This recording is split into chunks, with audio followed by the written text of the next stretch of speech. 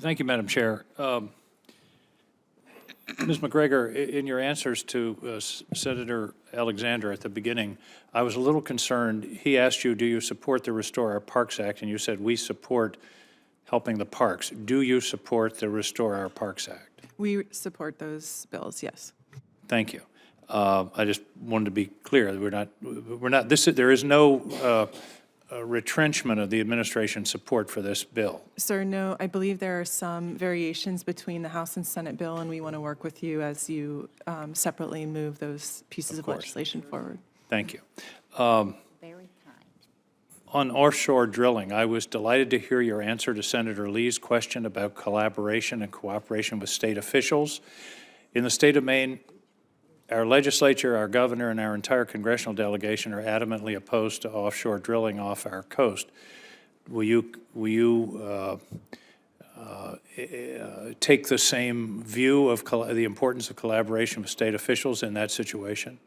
Absolutely, sir. 43 U.S.C. 1344 is where we get direction on the administration of the leasing program. And the state has it requires our work with the governors of the state and local governments. And you will absolutely respect that provision? We will absolutely work every step of the way. We shall work as directed. Are there any plans for drilling or exploration off the New England coast today? I think the Secretary's statement that a 5-year plan is not imminent right now is correct. We are evaluating the impact of separate litigation on that program. In government time, I suspect not imminent maybe means we're okay for the rest of this century. I appreciate that. On the question of fossil fuels, and there was some discussion with you of several senators. I was at a scientific briefing yesterday that presented a graph that really shocked me. I hadn't really thought about it before. We always talk about fossil fuels in terms of climate change and the effect of CO2 in the atmosphere. But the other thing is, in the space between our grandparents' birth and our grandchildren's death, we are going to use up essentially all the fossil fuel that it took hundreds of millions of years on this planet to create. And I just offer that as a thought, forgetting about the environmental effects, which are severe, but the very fact that, in a sense, our generation, our memory of generation is using up something that's a finite resource on the planet, I find disturbing. As we go into Thanksgiving, I think of Dad sitting at the end of the table, the turkey comes, all the kids are sitting there, and Dad says, I'm going to eat all of it. And that's what we're doing. And I think that's unconscionable from the point of view of simply stewardship of a resource, let alone environmental stewardship. There's not a question there, but that was something I thought was important. Budget changes.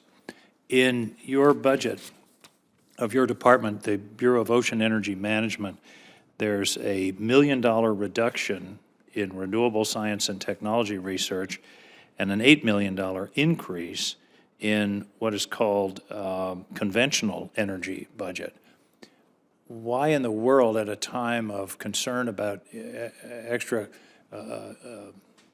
utilization and overutilization of fossil fuels, are you cutting research on ocean energy development? Sir, in formulating the budget, we worked with the Bureau of Ocean Energy Management. I would point out that renewable energy is still an important part of the mission of BOEM. I've personally been working on a potential offshore California wind lease sale. We are working within the confines of our budget as it's provided. Well, I understand that, but budgets, a wise man once said, budgets are policy. And when a budget cuts in one area and increases in another area, cuts almost $1 billion out of offshore energy research. It seems to me that's a statement of policy that this is not a high priority for this administration. This remains a priority in our statutes as well for BOEM, and we are working closely on all permitting and leasing that we can achieve for offshore wind energy. Mr. Danley, FERC has taken steps in the past to reduce barriers for distributed energy resources, storage, and the like.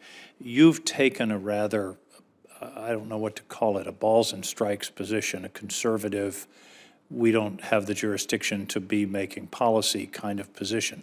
How do you feel about those efforts to, I believe, recognize the value of DERs and storage to the security and the efficiency of the grid? Thank you for the question, Senator. So without getting into the specifics of either of those two possible I'm proposals. really looking for your feelings about the concept of incorporating these kinds of resources into the grid. So as I mentioned in my opening statement, I think one of the most amazing things about FERC is that it's administrating a century-old statute and in the process has overseen dramatic transformations of the electricity system. And I would certainly hope to see FERC continue to do that sort of work. The things like technologies like storage provide a tantalizing glimpse into what the future of the electric system could be. And I think it's incumbent upon FERC in our discharging its duties to ensure just and reasonable rates. It's incumbent upon FERC to try to allow as many of those technologies as possible, as much access to the system as we can. I appreciate that, and I appreciate your work, but I think the important thing is that the values have to be in the equation, the intangible values, and I think that's an important part. Thank you very much for your testimony. Thank you, Madam Chair.